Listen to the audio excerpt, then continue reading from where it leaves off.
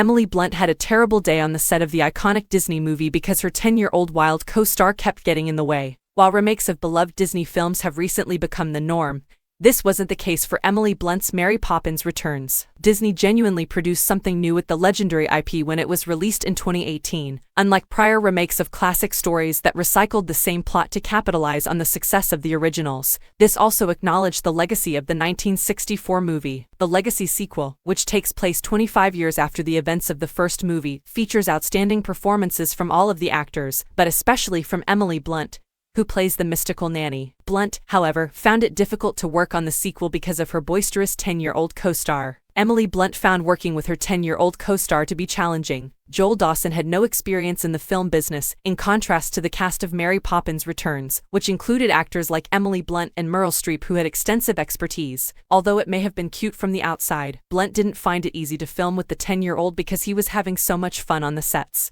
The Oppenheimer star revealed, in jest, how challenging it was to manage Dawson, who portrays Georgie Banks in the film. "That young blonde, he's crazy. He's really nice. Joel is his name," she said. And because he was somewhat wild and had never made a picture before, there was a lot of Joel wrangling on set. It was all so unfamiliar to him. He struggled to concentrate, and we kept saying things like, "Okay, Joel, we're rolling." We'd say, "Joel, concentrate. Thank you, Joel. We're moving, Joel. Joel. Obviously in dire need of a babysitter. He's such a slob, that one." In the end, managing a boisterous child was worth the hassle because they were able to create a successful sequel that performed well at the box office. Mary Poppins gave her personal endorsement to Emily Blunt. Despite having large shoes to fill, Emily Blunt didn't let anyone down in the legendary part, and her husband John Krasinski was moved to tears by her portrayal. Mary Poppins the first Julie Andrews poured love on Blunt, and the Legacy sequel, saying she was delighted they stayed true to themselves and didn't rehash the original plot. As Andrews clarified, "I enjoyed it. Yeah,